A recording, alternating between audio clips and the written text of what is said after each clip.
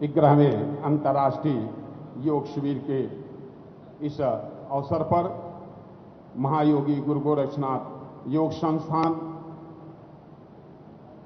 गोरखपुर आयुष विभाग एवं प्रशासन, गोरखपुर प्रशासन की तरफ से परम पूज्य महाराज जी का स्वागत, अभिनंदन, वंदन। मंच पर मंचासीन हमारे उत्तर प्रदेश के जल शक्ति मंत्री माननीय स्वतंत्र देव सिंह जी, गोरखपुर के महापौर देवदास श्रीवास्तव जी। मैं अंतर्राष्ट्रीय योग दिवस के इस अवसर पर आप सभी का स्वागत, अभिनंदन करता हूं। इस अंतर्राष्ट्रीय योग दिवस पर साप्ताहिक योग शिविर जो 15 जून से लेकर के 21 जून तक, जो 1981 में गोरखपीठ के तत्कालिक पीठाधीश्वर ने अपनी एक सोच रखी, जो निरंतर आज गतिमान है। यहाँ के योग के द्वारा, योग प्रशिक्षण के द्वारा जो लोग योग का प्रशिक्षण प्राप्त करते हैं, जन कल्याण में यहाँ से अपने गांव में, अपने दूर दराज में जाकर के योग के द्वारा सभी को जोड़ने का जो उद्देश्य है इस योग शिविर का, वह आज पूरा होता नजर आ रहा है, निश्चित यह वट वृक्ष के तरफ जा रहा है। आप सभी से अनुरोध है, आप सभी लोग आसन ग्रहण कर लें। इस अवसर पर मैं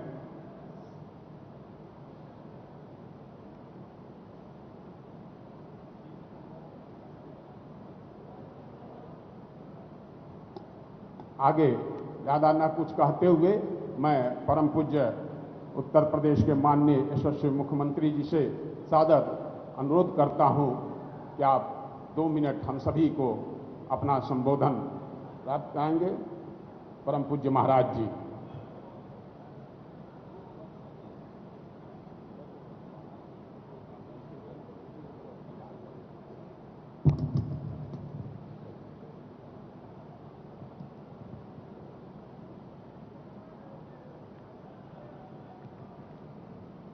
ग्यारहवें अंतर्राष्ट्रीय योग दिवस के अवसर पर आज के इस विशिष्ट कार्यक्रम में गोरखपुर में मेरे साथ उपस्थित उत्तर प्रदेश सरकार के जल शक्ति मंत्री श्री स्वतंत्र देव सिंह जी, गोरखपुर के लोकप्रिय सांसद श्री रवि किशन जी, गोरखपुर के महापौर डॉक्टर मंगलेश श्रीवास्तव जी, कालीबाड़ी के श्री महंत रविंद्र दास जी महाराज, सभी मान्य जनप्रतिनिधिगण, योग प्रशिक्षुगण और 11वें अंतर्राष्ट्रीय योग दिवस का साक्षी बन रहे सभी उपस्थित बहन और भाइयों, प्रदेश के अलग अलग स्थानों पर आयोजित हो रहे इस कार्यक्रम में, जिसमें लखनऊ में प्रदेश की माननीय राज्यपाल महोदय, अलग अलग जनपदों में प्रदेश सरकार के मंत्रीगण, वरिष्ठ जनप्रतिनिधिगण, ये सभी इस कार्यक्रम का हिस्सा बन रहे हैं। और आंध्र प्रदेश के विशाखापट्टनम में आदरणीय प्रधानमंत्री जी स्वयं इस कार्यक्रम के माध्यम से पूरी दुनिया को भारत के योग के महत्व के बारे में अवगत करा रहे हैं। मैं सबसे पहले 11वें अंतर्राष्ट्रीय योग दिवस के अवसर पर आप सभी को हृदय से बधाई देता हूं और इस आयोजन में आप सभी का स्वागत करता हूं, अभिनंदन करता हूं। योग भारत की ऋषि परंपरा का एक ऐसा हम सब के लिए मंत्र है जो स्वस्थ काया के साथ साथ हमको एक स्वस्थ मस्तिष्क भी उपलब्ध करवाता है।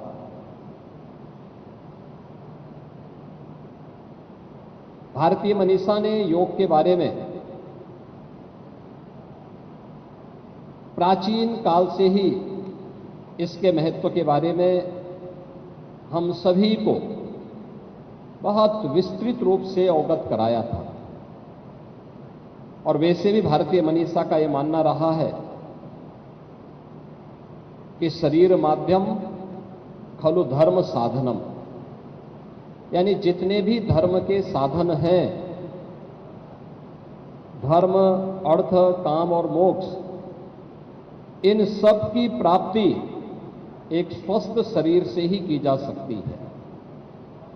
धर्म का कोई भी कार्य हो, वह आध्यात्मिक उन्नयन का हो या फिर अपने सर्वांगीण विकास से जुड़े हुए किसी कार्यक्रम को आगे बढ़ाने का, सांसारिक उत्कर्ष का कार्य हो या आध्यात्मिक उन्नयन का कार्य, इस स्वस्थ शरीर के बगैर नहीं हो सकता। इसी प्रकार से अर्थ का उपार्जन, अगर आप एक स्वस्थ शरीर के माध्यम से इस अर्थ के उपार्जन के साथ जुड़ते हैं तो वह आपके लोक कल्याण का माध्यम बनता है, आपको अनेक प्रकार से आगे बढ़ाने के लिए भी प्रेरित करता है, आपके लिए उपयोगी भी होता है। इसी प्रकार से कामनाओं की पूर्ति भी आपकी तभी होती है जब आप स्वस्थ शरीर में हैं, एक स्वस्थ शरीर आपके पास है। और मुक्ति के मार्ग के लिए, यानी व्यक्ति को एक स्वस्थ शरीर से ही आध्यात्मिक उन्नयन के उच्च सोपानों को प्राप्त कर सकता है, जिसके माध्यम से हमारी ऋषि परंपरा ने हम सबके सामने एक विस्तृत भंडार प्रस्तुत किया है। इस शरीर माध्यम खलु धर्म साधनम का जो भाव है, इसकी पूर्ति अगर हमें कहीं से प्राप्त होती है तो वह योग के माध्यम से हमें प्राप्त होती है। योग भारत की ऋषि परंपरा का वह प्रसाद, जिसे लोक कल्याण का माध्यम बना करके आत्म कल्याण के माध्यम से, लोक कल्याण का माध्यम बना करके विश्व कल्याण का मार्ग, जिसके माध्यम से भारत ने प्रशस्त किया था। और यह एक लंबी परंपरा, इसके अलग अलग आयाम हम सबको देखने को मिलते हैं। और जब भी भारत की दुनिया में तुलना होती है तो वह केवल आर्थिक उन्नयन के लिए नहीं, आर्थिक उन्नयन उसका एक पक्ष है, लेकिन साथ साथ चेतना के उच्च आयाम के माध्यम से भारतीय मनीषा ने दुनिया को जिन स्थितियों से अवगत कराने का कार्य किया था, उन स्थितियों, उन चेतना के उच्च आयामों के माध्यम से व्यक्तित्व के विकास के साथ साथ ब्रह्मांड के उन रहस्यों के उद्घाटन करने में, जो आज भी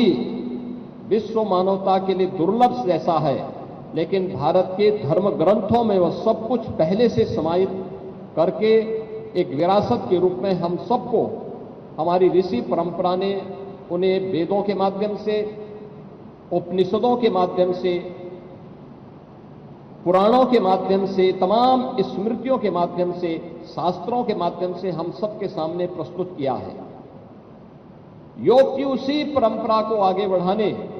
का आधुनिक युग में श्रेय जाता है देश के यशस्वी प्रधानमंत्री श्री नरेंद्र मोदी जी को। याद करिए, योग की सुविधा को दुनिया के अंदर अलग अलग व्यक्ति अपने नाम से पेटेंट कराता था। कोई योगासन को पेटेंट कराता था, कोई योग के किसी अन्य कार्यक्रम को पेटेंट करवाने का काम करता था। परिणाम क्या होता था कि व्यक्ति इन सब से हम लोगों की विरासत, भारतीय मनीषा की विरासत, भारतीय ऋषि परंपरा का जो ये ज्ञान है, इससे दुनिया लाभान्वित भी होती थी, लेकिन अपने नाम से उन कार्यक्रमों को, उन यौगिक क्रियाओं को अपने नाम से पेटेंट कराने का काम करती थी, अपने नाम से ग्रंथों की रचना करती थी, और अंततः परिणाम क्या होता था कि भारत अपनी विरासत से वंचित हो जाता था। लेकिन हर भारतवासी इस बात के लिए आभारी है प्रधानमंत्री मोदी जी का कि उन्होंने, उनके प्रयास से यूएनओ ने 2014 में प्रधानमंत्री बनने के बाद योग की इस विरासत को मान्यता दी करके, वैश्विक स्तर पर मान्यता देकर के 21 जून की तिथि को अंतर्राष्ट्रीय योग दिवस के रूप में मनाने का निर्णय लिया, और 21 जून 2015 से लेकर के लगातार केवल भारत ही नहीं, दुनिया के लगभग 190 देश भारत की इस योग की विरासत के साथ जुड़ करके अपने आप को गौरवान्वित महसूस करता है। भारत की इस योग की विरासत के साथ भारत की ऋषि परंपरा के प्रति हम सबका एक कृतज्ञता भी है। आने वाली पीढ़ी को अपनी विरासत के साथ जोड़ने का एक प्रयास भी है, और एक स्वस्थ शरीर के माध्यम से एक स्वस्थ मस्तिष्क की अवधारणा को साकार करने का भी एक अभिनव प्रयास है। क्योंकि भारतीय मनीषा तो इस बात को कहती है कि न तस्य रोगो न जरा न मृत्यु प्राप्तस्य योगाग्नि मयम शरीरम,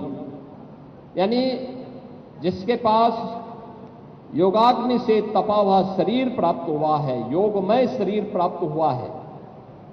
उस व्यक्ति के लिए जरा यानी बुढ़ापा, मृत्यु, ये सभी उससे कोसों दूर भागते हैं। क्योंकि स्वस्थ शरीर, अगर व्यक्ति में बीमारी से व्यक्ति ने मुक्ति पा ली, व्यक्ति ने असमय आने वाले बुढ़ापे को अपने आप से दूर कर लिया नियमित और संयमित दिनचर्या के माध्यम से, तो यह संभव है। और यह मेरा भी सौभाग्य है कि मुझे इस 11वें इस अंतर्राष्ट्रीय योग दिवस के अवसर पर महायोगी भगवान गोरक्षनाथ की इस पावन धरा पर इस योग दिवस का साक्षी बनने का अवसर प्राप्त हो रहा है। इससे पहले मैं पिछले 8 वर्षों से मुझे लखनऊ में या अन्य स्थानों पर इस आयोजन के साथ जुड़ने का अवसर प्राप्त हुआ। इस बार 11वें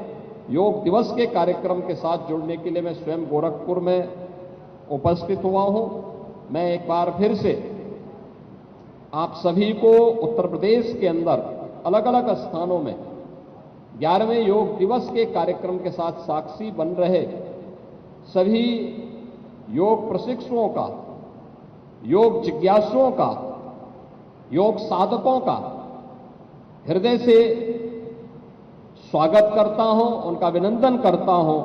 और योग का यह प्रसाद आप सबके जीवन में आपको स्वस्थ शरीर और स्वस्थ मस्तिष्क के माध्यम से लोक कल्याण के मार्ग पर प्रशस्त कर सके, इस बात के लिए मैं आप सबके प्रति अपनी शुभकामनाएं देता हूं। हम समाज और राष्ट्र के कल्याण के मार्ग को प्रशस्त कर सकें, इस विश्वास के साथ 11वें अंतर्राष्ट्रीय योग दिवस के अवसर पर आप सभी के प्रति मैं अपनी मंगलमय शुभकामनाएं देता हूं। धन्यवाद। जय हिंद।